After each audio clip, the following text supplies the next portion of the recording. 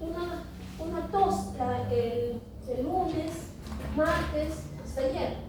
Un poquito. Entonces, la tos es parte de un reflejo que va a haber en las vías respiratorias. Por eso le contaba eso, ¿ok? Para hablar de la tos, ¿ok? ¿Y la tos para qué se produce? Como es un reflejo, ¿ok? Va a producirse de manera involuntaria para poder eliminar aquellas sustancias que son nocivas, ¿ok? O que van a estar impidiendo que ingrese de manera adecuada el aire por las vías aéreas, ¿sí? Algo similar a los estornudos, que cuando se capta alguna sustancia alergena o que va a causar alguna reacción, ¿qué cosa hace el cuerpo? Produce, ¿no? Después de una velocidad súper rápida, ¿sí? Entonces es parte también de este mecanismo, son reflejos. Lastimosamente no los tocamos aquí, ¿por qué? Porque no nos alcanza el tiempo, ¿okay? Hay muchos. Si ustedes se ponen a leer fisiología se van a dar cuenta que es bastante interesante. Entonces acá podríamos hablar incluso del ronroneo que tienen los gatos y todo, pero no nos alcanza, ¿ok? Voy a abrir mi curso de posgrado en San Marcos para hacer, ¿no? Cada una de las fisiologías, pero es bien bonito para mí, ¿ya? Entonces, nosotros vamos a hablar ahora de una manera bastante rápida de lo que es la fisiología del sistema respiratorio, ¿ok? Vamos a hablar que el sistema respiratorio consta de diferentes órganos, desde la parte superior, que tenemos aquí la cavidad nasal, las fosas nasales, la faringe, tráquea, ¿ok? Bronquio, bronquiolos, hasta llegar a la unidad que va a ser los alveolos, ¿sí? Cada uno de estos lugares tiene una función, sí tiene una función, no solamente de conducción del aire, sino por ejemplo aquí en la cavidad nasal vamos a ver que el aire cuando llega se va a humidificar y también se va a temperar, ¿sí? Eso hace que la presión parcial de oxígeno vaya descendiendo, y aquí vamos a hablar mucho de presiones, ¿ok? Entonces el término tiene que acordarse, presión parcial de oxígeno, eso significa, ¿sí? El PO2, ¿sí? Entonces la presión parcial de oxígeno va a ir disminuyendo. ¿Y qué cosa será la presión parcial? ¿Por qué se llamará presión parcial? Porque no solamente hay presión parcial de oxígeno, también hay presión parcial, por ejemplo, del nitrógeno, presión parcial del CO2. ¿Por qué parcial? Porque todas ellas, ¿okay? Sumándolas, van a constituir otros casos, ¿sí? Van a constituir lo que es la presión atmosférica, ¿okay? O la presión del aire. ¿La presión del aire cuánto es? Es una atmósfera, si me dicen, a nivel del mar, sí, una medida, es eso. ¿Otra medida cuál es? 760 milímetros de mercurio. ¿Ok? Entonces, 760 es todo. Entonces, cada una de estas presiones contribuye con la presión atmosférica. ¿Cuál de estos tres gases va a ser el más, ¿cómo se dice? Más mayor cantidad. Más. Mayor cantidad. Sí, pero ¿cuál es más que decir mayor cantidad? Más abundante. Más abundante, ese tema. ¿Ok? El más abundante. ¿Cuál será? El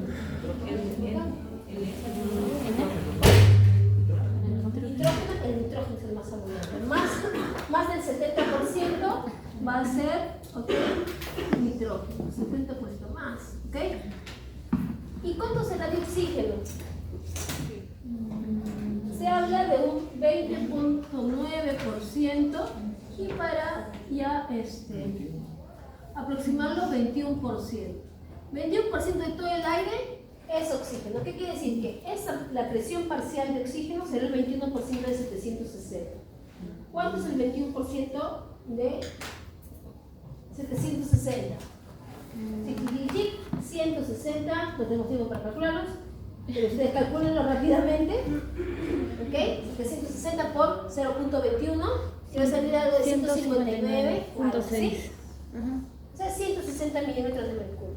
160 milímetros de mercurio es la presión parcial de oxígeno del aire atmosférico, o sea, de ahorita acá. Pero el aire cuando va a ir avanzando, va a ir disminuyendo su presión. Aquí va a bajar, sí, porque aquí se va a aumentar ¿qué? La presión parcial del agua, ¿ok? Aquí se humidifica. Entonces, ¿quién se ve afectado? La presión parcial de oxígeno.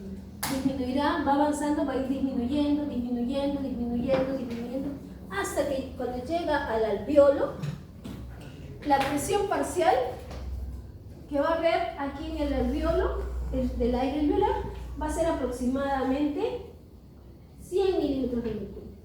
¿Sí? Esto va a ser su presión parcial de oxígeno. ¿Por qué? Porque en el camino iba disminuyendo, disminuyendo. ¿Para qué les va a servir? Anestesio de repente. ¿Ok? Anestesiología, que van a trabajar mucho con las presiones. ¿Para qué me sirve esto? Yo la voy a poner aquí. Porque he llegado al alveolo. Porque recuerden, aquí tenemos dos términos importantes. Uno que es la ventilación. ¿Ok? Ventilación, que quiere decir que es el aire que va a estar llegando o que va a estar en los alveolos. Y el otro que va a ser la perfusión. La perfusión, ¿quién va a ser? Cuando hablamos de perfusión, ¿de quién hablamos? De la sangre. ¿Sí? La perfusión es la sangre. Entonces, para que haya un adecuado intercambio gaseoso, necesitamos que haya por lo menos, ¿okay?, una adecuada ventilación y una adecuada perfusión. ¿Okay? Esto es aproximadamente en condiciones normales es 0.8. 0.8, ¿qué quiere decir? Que hay mayor, ¿qué cosa? Perfusión que ventilación. ¿Ok? ¿Se amplía más? Eso. ¿Ok? Bueno, por ahí estamos bien. Sería de repente algo patológico si es que estos valores se irían, si fueran menos o más. Ahí tendríamos, por ejemplo, ¿qué cosa? De repente que está disminuyendo la ventilación. Si disminuye la ventilación, ¿qué puede pasar? Hipoxia. ¿Por qué? Porque está, de repente, hay una obstrucción de las vías aéreas, de repente hay broncoespasmo, ¿ok? Algo está alterando de que pueda llegar el aire aquí, ¿ok? Y en el caso de la perfusión es que algo haría que disminuya este flujo sanguíneo, ¿ya? Okay. ¿Para qué necesitamos las presiones? Para hablar del intercambio gaseoso.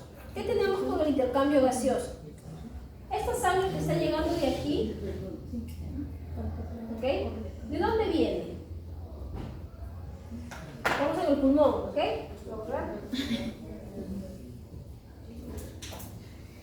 ¿Esa sangre de dónde viene? Estamos en el pulmón. ¿De dónde viene la sangre? Arteria pulmonar. Claro, está viniendo por la arteria pulmonar. ¿De dónde? El corazón. Del corazón derecho. Ok, aquí está la arteria pulmonar. Ok, va a venir del corazón derecho. Esta sangre viene con una presión parcial de oxígeno aproximadamente de 40 milímetros de mercurio. ¿Qué pasa con el oxígeno? ¿Qué tipo de transporte tiene oxígeno? Pasivo. Claro, va a difundirse de manera pasiva. ¿Ok? ¿Qué quiere decir? Que va a ir a favor de su gradiente. Entonces, ¿eso qué quiere decir aquí? ¿De dónde a dónde se va a mover? ¿Me bien? ¿Sí? A favor de la gradiente. ¿Qué cosa decíamos a favor de la gradiente? Va del sitio de mayor concentración al de menor concentración. Eso es a favor de la gradiente. ¿Qué quiere decir? Que va a ir desde el sitio de mayor concentración, desde el alveolo, difundirá hacia sangre. ¿Ok? ¿Sí? Está oxigenando la sangre. Va a oxigenarla ¿hasta qué? Hasta que la presión parcial aquí se iguala a 100. Como se igualan, ya no hay diferencia, ¿va a haber difusión? No. No. Si están iguales, ya no va a haber difusión. Entonces esta sangre saldrá. ¿Hacia dónde? Hacia la vena pulmonar. ¿Cómo se la acaba? Hacia la vena pulmonar. ¿Para qué? Para que regrese al corazón izquierdo. ¿Sí? Y de ahí ya circulación sistémica por la aorta. ¿Sí? Intercambio gaseoso. ¿Qué pasa con el CO2?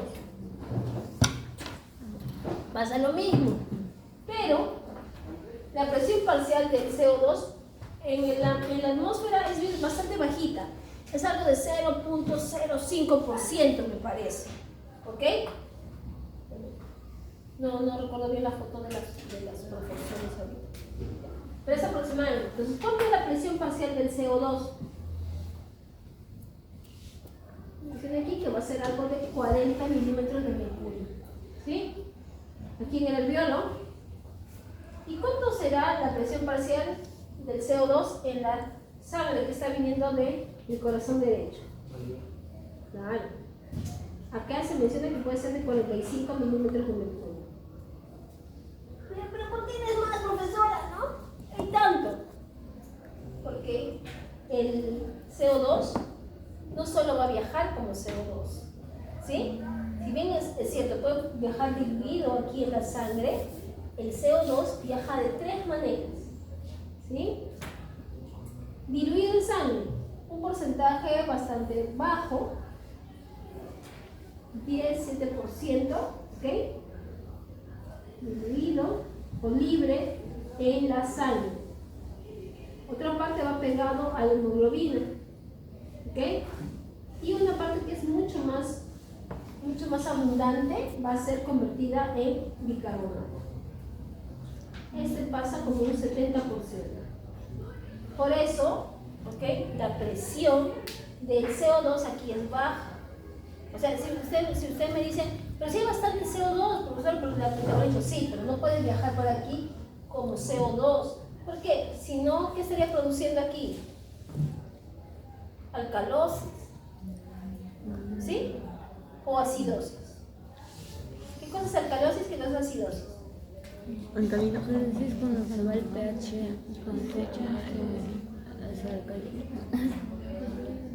Acidosis, Alcalino es cuando está bajo el disminución pH. Del del pH. pH, ¿no? ¿Por qué? Porque hay incremento de la concentración de hidrógeno. En cambio, alcalosis, ¿qué va a pasar? Va a aumentar el Incremento de pH. la presión del El pH por el OH. ¿Ok? ¿Por qué? Porque va a haber disminución de los hidrogenos. ¿Ok? Entonces esto es contrario, siempre el pH es contrario a la concentración de hidrogeniones. A menor pH, a más acidez se va a producir porque va a haber mayor concentración de hidrogeniones.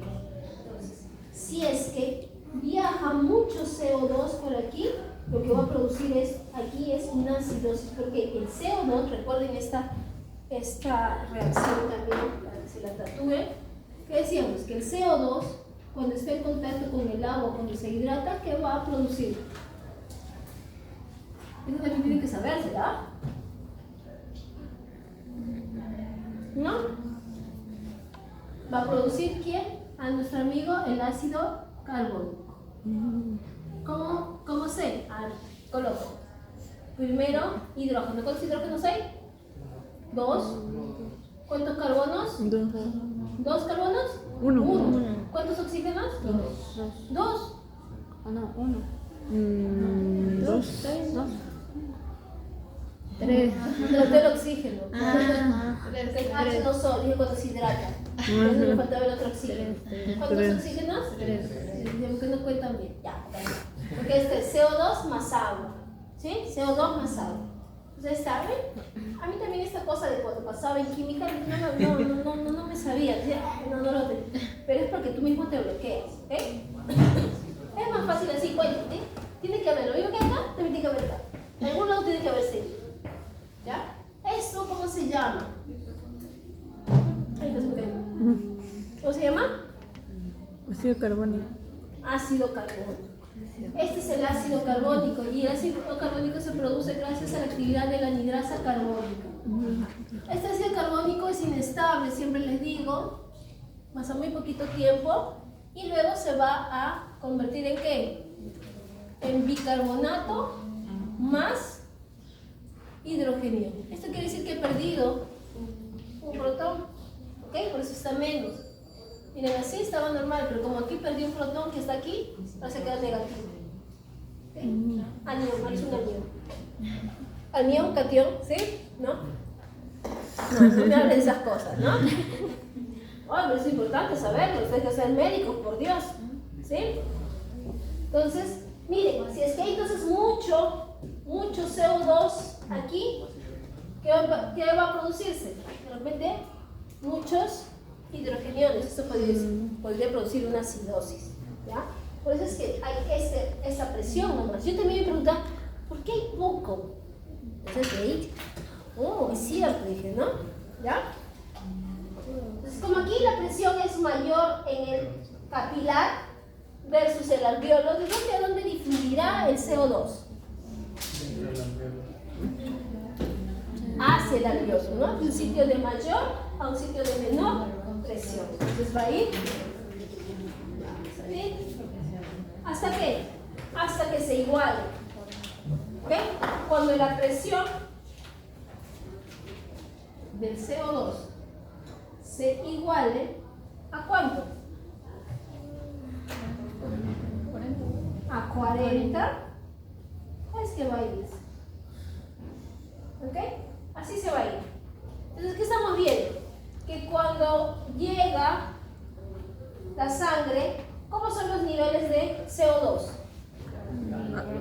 Altos en comparación con los que salen, ¿sí? En cambio, ¿cómo son los niveles de la presión de oxígeno respecto a lo que sale? Bajos y salen de más altos, ¿sí? Entonces hacemos una cosita así. Entonces aquí llega, le diríamos, aquí sería la 100. El oxígeno llegaría ¿dónde? Llegaría por aquí, ¿no? Y cuando se va, sería así, 100. ¿Sí? En cambio, ¿qué pasa con el CO2? Estaría llegando por aquí, ¿sí? Y se estaría yendo por aquí.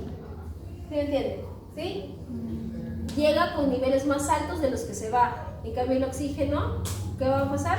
Llega con niveles más bajos y se va más cargadita con su oxígeno. ¿Sí? ¿Y cómo va ese oxígeno en la sangre? Ya sabemos que CO2 va a poder transportarse de esas tres maneras. ¿Cómo se transporta oxígeno? Principalmente unido a hemoglobina, la gran parte. ¿Sí? Una pequeña parte puede ir disuelta en sangre, sí, una pequeña parte. ¿Ok? Pero eso es muy pequeño, por eso es que se menciona que necesita un transportador. Se menciona que es, creo que 0.3 litros, 0.3 ml por cada decilitro, por cada 100 ml. ¿Okay? ¿Sí? Entonces vamos a ver este valor, vamos a verlo. ¿Y por qué no puede ir diluido? Porque las características del oxígeno, las características moleculares, nos dicen que su constante de dilución en un medio líquido es bastante bajita. Si comparamos la constante del oxígeno y del CO2, el del CO2 es 20 veces mayor. Es 1 y este es 20. 20 veces. Pasa que el oxígeno, el CO2 puede viajar así, diluidito. En cambio, oxígeno tiene que ir con su acompañante. ¿Por qué? Porque los valores son bastante bajitos. Vamos a ver este dato para cerrarlo aquí. Aquí está.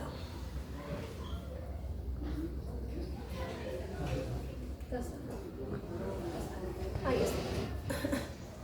Según la ley de Henry, ¿ve? Solamente el oxígeno puede transportar 0.00, son dos ceros, 3 ml por cada milímetro de mercurio, por cada decilitros, que es 100 litros, por cada milímetro de mercurio. Eso es lo que nos dice. ¿Ok? Eso es lo que nos dice.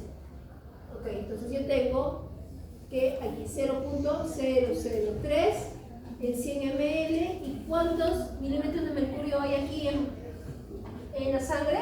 Digamos que son 100. Por 100, ¿cuánto me sale? 0.03. No, 0.3.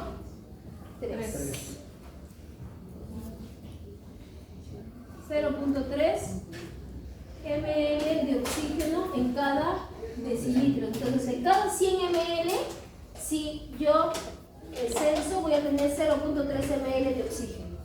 Es muy poquito, muy poquito para los requerimientos del cuerpo. Por eso se necesita a la hemoglobina. Ahora, la hemoglobina también tiene una capacidad de transporte de oxígeno. Y aquí está, que es 1.34. 1.34, ¿okay? Es lo que puede cargar o lo que puede llevarse de oxígeno, ¿okay? Por cada gramo de hemoglobina. ¿Okay? En un gramo de hemoglobina. ¿Y cuántos son los niveles normales de hemoglobina aproximadamente?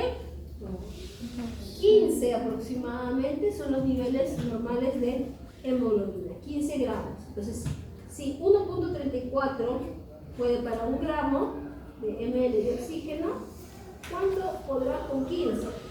Multiplicamos, ¿okay? ¿Cuánto nos sale? 20.1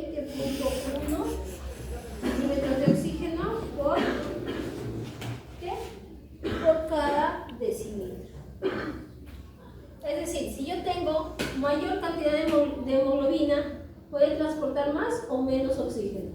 Más oxígeno, ¿sí? Si yo tengo hemoglobina 20, pues aquí ahora lo multiplicaré por 20.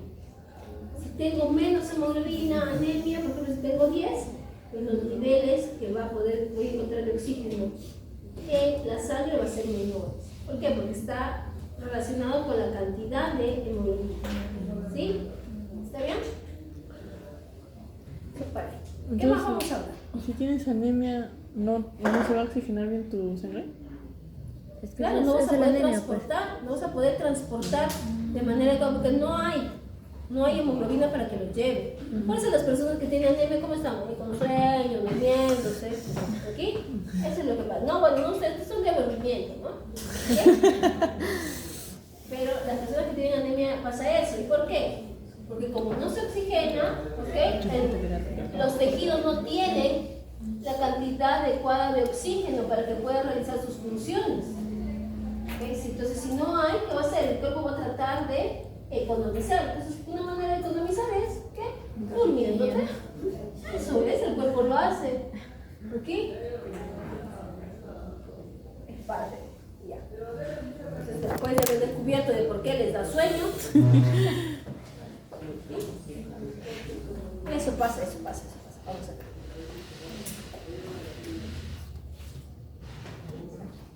Sigamos. Vamos a ir en este orden porque hace rato lo hice, pero no sé por qué ya se me bajaron las... Ah, que no he terminado, no he comido mi chaufita que me traje. No. Mi hijita me puso mi chaufita y mi termo y no. Pues que estamos hablando. Ya. Aquí diferentes sistemas respiratorios, pero que están basados principalmente en el intercambio gaseoso, que algunos van a ser a nivel de las branquias, en los peces, y aquí la mecánica respiratoria está dada por la apertura y el cerrado tanto de la boca como de los opérculos que van a proteger las branquias. En el caso de las aves tenemos los parabronquios y aquí van a tener estructuras especializadas que van a ayudar con el almacenaje del aire, que son los sacos aéreos. ¿Por qué? Porque el pulmón de las aves está empotrado, empotrado en las costillas y no permite que se extienda. ¿Sí? Esa es una manera de introducir los mamíferos. ¿Ok? ¿Qué? ¿Los capibaras? Ok. Vamos a hablar sobre la mecánica respiratoria. La mecánica respiratoria, ¿okay? Nos habla acerca de los ciclos de la respiración. Los ciclos constan de ¿qué? De un ciclo de inspiración y un ciclo de expiración. ¿Okay? Aquí vamos a hablar también de las presiones. Y vamos a ver qué es aquí. Me gusta. Ay, ya lo quitaron todo. Ya. Bueno, acá yo lo voy a dibujar, ¿ya? Alveolo.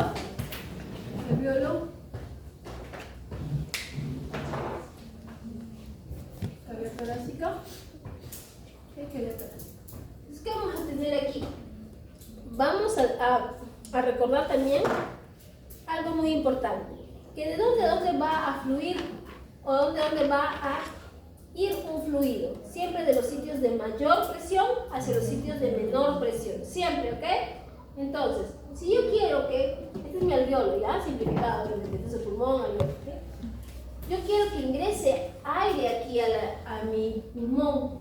Entonces, ¿qué debería pasar? ¿Cómo deberían ser las presiones? Por ejemplo, aquí en el alveolo, que sería la presión alveolar, intraalveolar o intrapulmonar, versus la presión aquí afuera, que sería la presión atmosférica.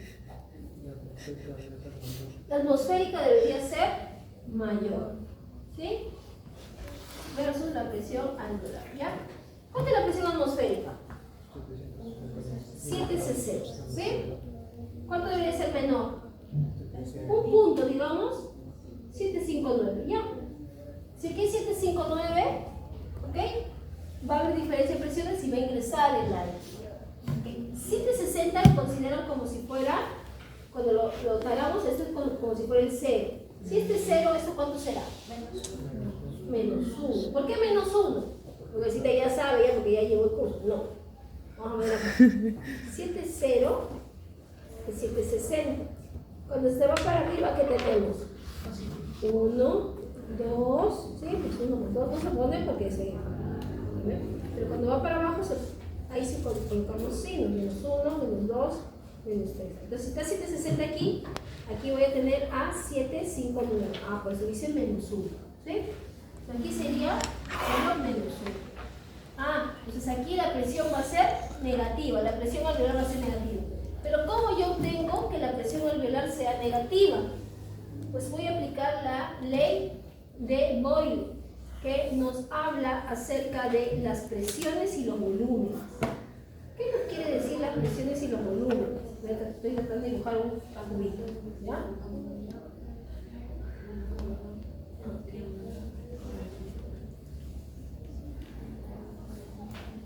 Este es un cubito donde yo voy a llenar un fluido, un gas, un X, ¿ok? Recuerden que la interacción de los gases es mínima. ¿Por qué? Porque los gases no tienen forma ni volumen definido, ¿ok? Yo tengo aquí 1, 2, 3, 4 moléculas de un gas. Aquí tenemos un volumen X. Este volumen, digamos que cada arista vale 1 centímetro, ¿ya?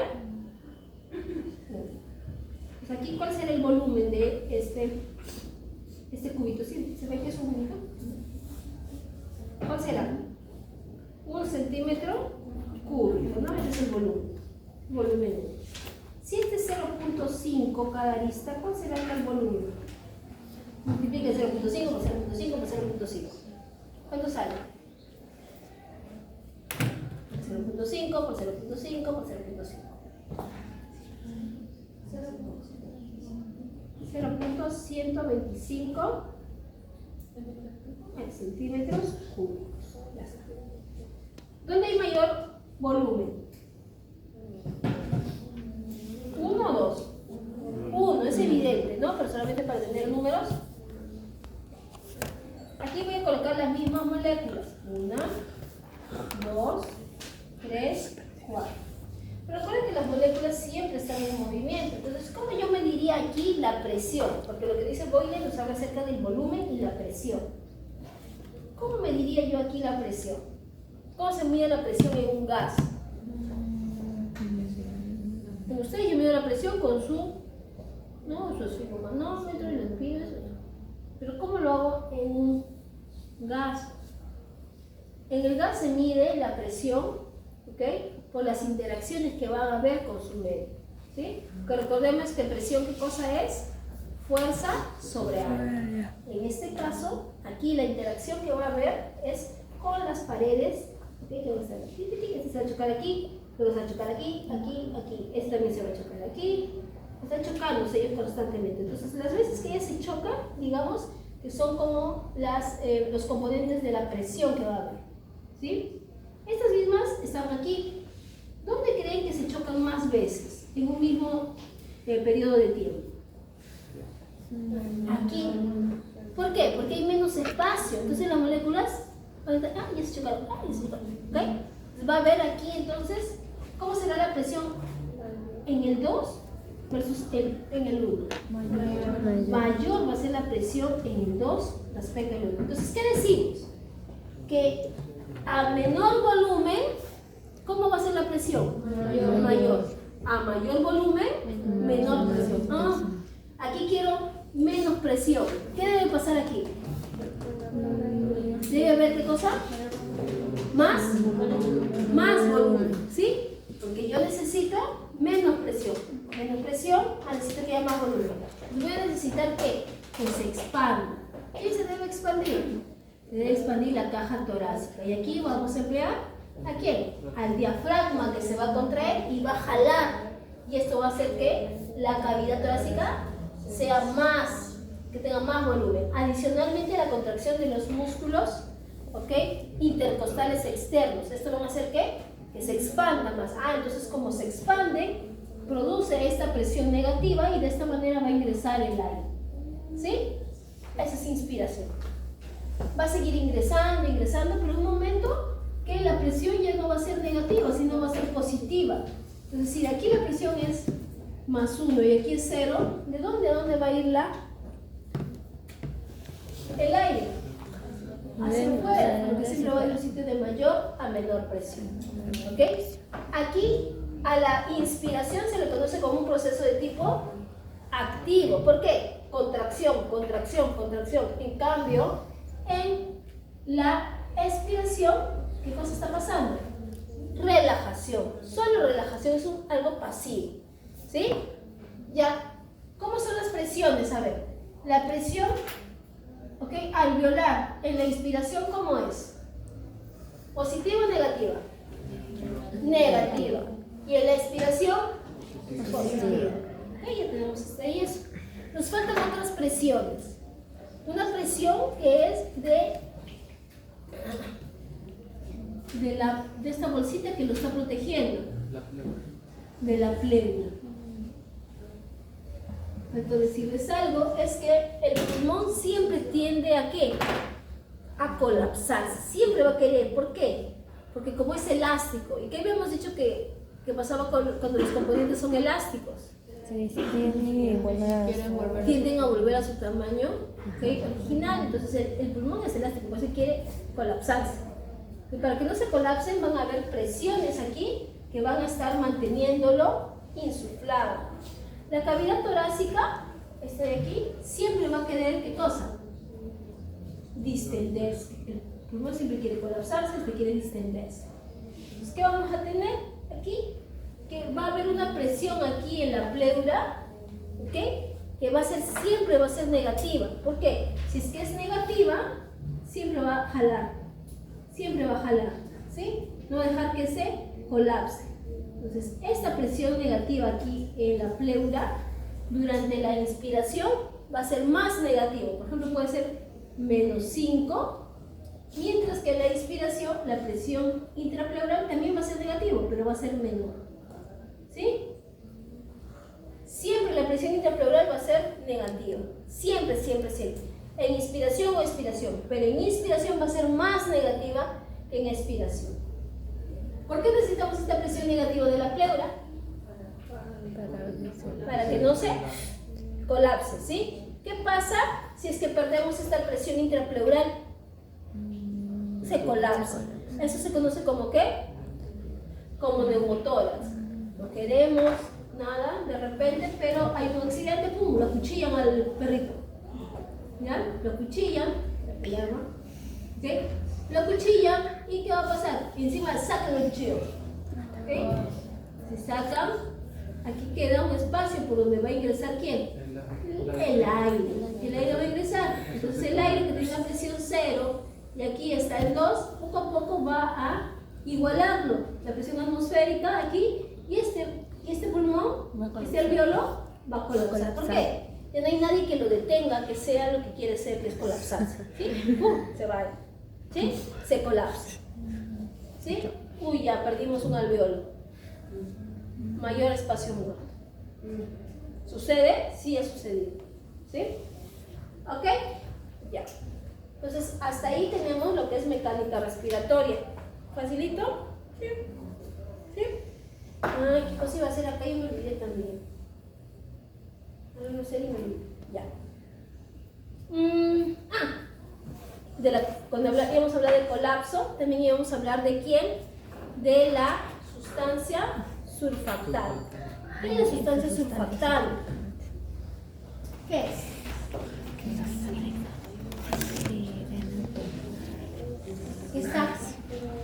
La sustancia surfactante es esta de aquí, la que tiene patitas. La que tiene patitas es como si fuera un detergente, ¿ya? ¿Qué cosa hace? Disminuye la tensión superficial. interacción que tienen las moléculas de agua. ¿Sí? Por ejemplo, esta es una burbuja, digamos, y aquí están las moléculas de agua, están así. Están unidas, así, están esperando que se produzcan o a los puentes de hidrógeno. Son ávidas de eso. Necesitan interaccionar entre ellos. Si no hay, ¿qué cosa hacen? Miren, estas las de arriba tienen para interaccionar con alguien. ¿Ok? Tienen aquí todavía. Pero como no hay nadie, ¿qué cosa hacen? Se llaman, entre ellas, ¿no? Se llaman, esta van a atraerse entre ellos. ¿Okay? Se van a tratar de atraer y ¿qué pasa? ¡Plum! Se atraen tanto que revientan. La burbuja, ¡pim! Por eso se revienta. ¿Ok? Por la tensión superficial. Se revienta. ¿Ya? Lo mismo pasa acá. Aquí es agua, ¿no? Aquí deben estar las moléculas. Aquí necesita interactuar con algo. ¿Okay? Quiere interactuar seguro con esta de acá. Porque está libre, aquí esta parte. Entonces quiere interactuar. ¿Okay? Pero ¿qué va a pasar aquí? Para disminuir esa tensión superficial que hace que se pueda colapsar el alveolo, existe esta sustancia que es la sustancia surfactante. La sustancia surfactante es como si fuera un detergente. Entonces, esta atracción que quiere se va a ver disminuida. ¿Por qué? Porque está aquí, la sustancia surfactante. ¿Sí? No permite, disminuye esa tensión. Dice, ya, pues únete conmigo para que no tengo que nadie más. No hay, se disminuye la tensión superficial. Y la tensión superficial es importante, ¿por qué? Porque vamos a ver que dependiendo del tipo del radio de los alveolos, vamos a ver que algunas van a tener más tendencia al colapso. Por ejemplo, tenemos aquí alveolo 1, alveolo 2. Acá tenemos el radio 1, radio 2. ¿Cómo será la presión en el alveolo 1 versus la presión en el alveolo 2? ¿Dónde habrá mayor presión? En el 1. En el 1. ¿Sí? En el 1 siempre habrá mayor presión. Más chiquito, ¿no? ¿Qué habíamos dicho? A menor volumen, mayor presión. ¿Y de dónde a dónde tiende a ir siempre los gases, los fluidos? De un sitio de mayor a menor. Entonces va a ir de mayor a menor. Entonces los alveolos chiquitos van a tener más riesgo de colapsarse que los grandes. ¿Por qué? Porque van a tener mayor presión. Esa es la ley de Laplace. ¿Ok? Laplace. Si alguien tiene que hacer su exposición sobre respiratorio, nos va a hablar acerca de esto. ¿Sí? Ahora, los alveolos chiquitos, por lo general, tienen mayor cantidad de sustancias surfactantes. ¿Por qué? Porque lo necesitan más por su presión. ¿Sí? Las alveolos grandes tienen menos. ¿Por qué? Obviamente también por su área. ¿Sí? Ya está. Ya está. Vamos a 46. Sigamos. Mira, todo lo que estamos pidiendo rápido, menos de una hora. Aquí está lo que habíamos visto. ¿Sí? Inspiración y expiración. Factores que pueden afectar la frecuencia respiratoria. Principalmente, lo que es tamaño, edad, van a estar en función de la actividad y por ende la frecuencia cardíaca. Miren, de frecuencia respiratoria. Miren animales como el caballo, 14.1, el gato, 26. Quiere decir que animales más grandes tienen frecuencias respiratorias más pequeñas. Este es un espirómetro. El espirómetro mide lo que son los volúmenes que van a haber en los pulmones. Eso es lo que te ponen y dicen, sople todo lo que pueda. Eso, espirómetro. Y aquí vamos a tener volúmenes y capacidades. ¿Ok? Tenemos el volumen, este que es el más chiquitito. Es el volumen vital, volumen corriente. Inspiración, expiración, inspiración, expiración. Inspiración, expiración, inspiración, expiración. Hacia arriba inspiración, hacia abajo expiración. Volumen tidal, volumen corriente, ¿ok? Es ahorita lo que estamos, el volumen de aire que está ingresando, saliendo de los pulmones, ¿ok? De manera en reposo. Pero a veces dice, por favor, Tom, respire lo más hondo que pueda. ¿Sí le dice? Respire más hondo.